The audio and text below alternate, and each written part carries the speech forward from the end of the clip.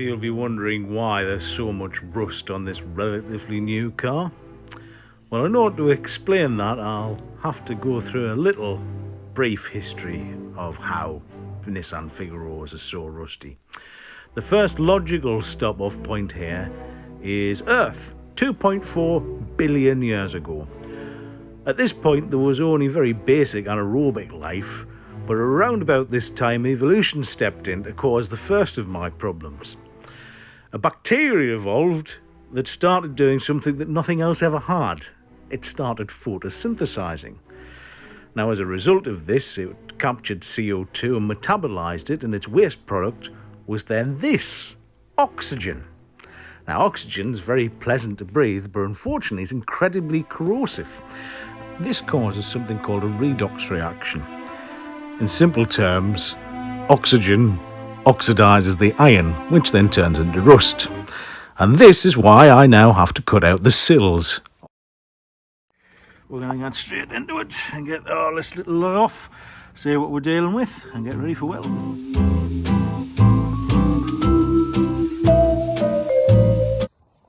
Hello, right.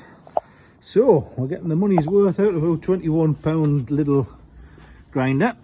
We've had a good go at this corner, so where to start? We'll get underneath here. Now, last time I was trying to explain the way that a Figaro is put together a bit before I tailed off into a fog of senility. Now, this is where a lot of the strengths go. Convertibles inherently are not as strong as their tin top brethren. If you take the top off any car, it's already structurally compromised. So, in order to give a reasonable amount of strength, so it's not flopping about, you generally tend to have much thicker, bigger structural members inside.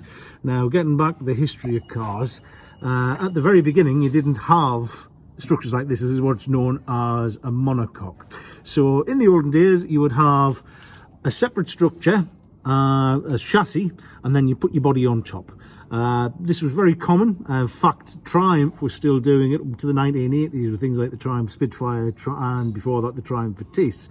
America did it really with very popular Panther bodies, your sort of Ford Crown Vics. They sit on a separate chassis. So all that means is that your body itself can be as rotten as a cherry. As long as the chassis is good, you haven't got too much to worry about. Now, by say technically 1940s, I think Citroen traction Avance were technically a monocoque, but it became more and more common. So things like your Mini Metro, your MGB, your Austin Westminsters, they had what they call monocoque. So basically the body is structural, so the strength of it comes from the body itself. Now, in the olden days, they didn't have things like CAD and computers, so they just made things like the Austin Westminster just incredibly strong. They over-engineered it, so that's why they were such weapons on the banger racing circuits.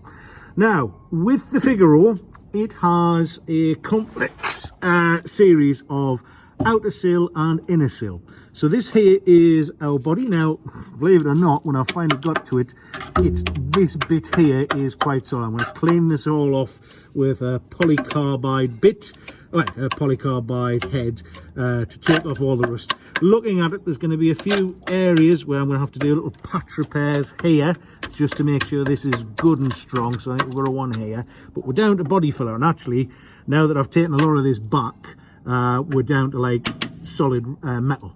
Now, this here is the remnants of the inner sill. So I believe before rust took a hold, this would connect down to there, and then your outer sill goes around here.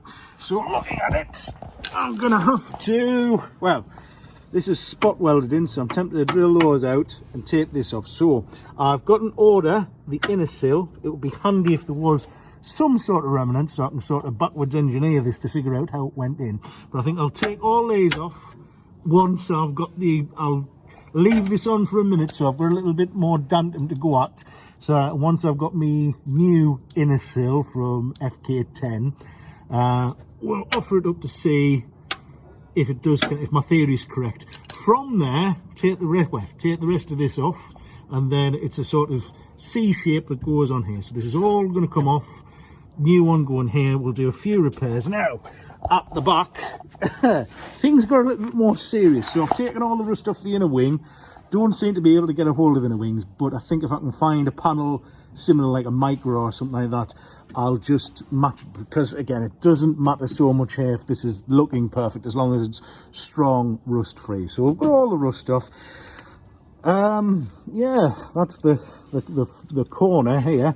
It sort of fell off, so that was there. I'll keep a hold of that, just to go rough measurements. Again, we'll clean all of this out and start putting metal in. So I think I'll be getting myself up to the Gateshead metal supermarket, and yeah, I think we'll just have to make our own panels for in here just to get her back and strong. Haven't attempted the rears yet. I think our main priority is to see if I can get the sills strong before we start doing anything else. We'll still, because if we can't get the sills done, that's it, project's over. I mean, if you were to appear in your Figaro shop, the guys down the country who look after Figaros, this is what they would call not economically viable. The amount of hours they would have to put into this, they would scrap it. But there is a difference between not economically viable and doing it yourself. Now with this, like, any car can be saved, even the rustiest of cars. The only thing is, it's where heart goes over head. So this car, if it was in absolute fantastic condition, would be worth about £10,000. If people are thinking, oh well, if you'd known the sills were rotten, you could have talked them down a little bit. No, this was £500. This was essentially scrap value. It wouldn't have been worth his time, because essentially, even now, as it stands, I could break this car and get my money back. So far, I've probably spent about £300 in tools. So between a grinder and a welder, so I've bought a welder. That's the next thing we'll come and do. So in my life, I've probably done about 2 hours of MIG welding. This is going to be a steep learning curve for me, but with anything, practice. Thankfully, MIG is a fairly forgiving skill. I remember my dad, when MIG first came out, because when he was doing his apprenticeships in the sort of late 60s, early 70s, MIG wasn't really a thing. You had oxyacetylene gas welding and stick welding, which again, if you know how to stick weld, it's a good progressive step next to MIG. So MIG, essentially all it is, it's clever. So you've got a tip so you've got a wire feed, and in fancier MIGs you've got then a gas shield. So you put through, so I think MIG is metal inert gas welding.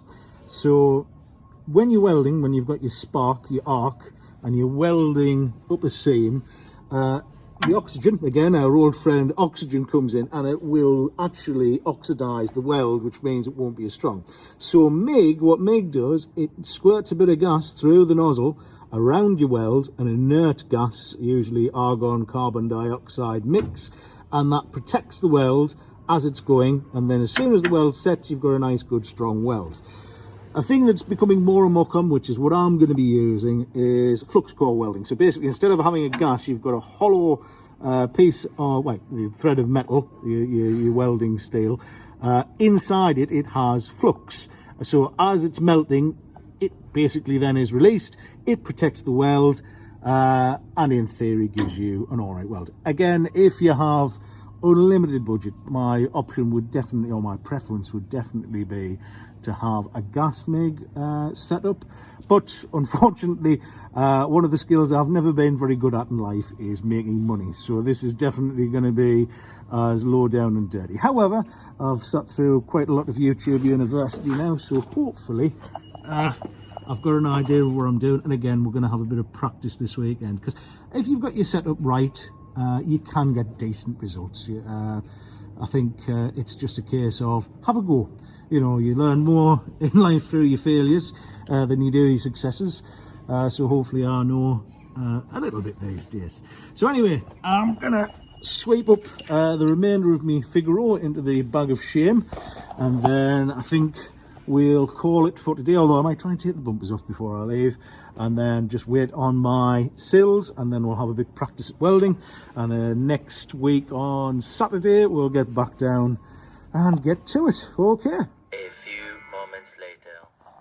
And failure. So yes, bumpers are on good. I think it was the most optimistic squirt of penetrating fluid in my life. I dare say we're going to be getting on with the angle grind to get them off.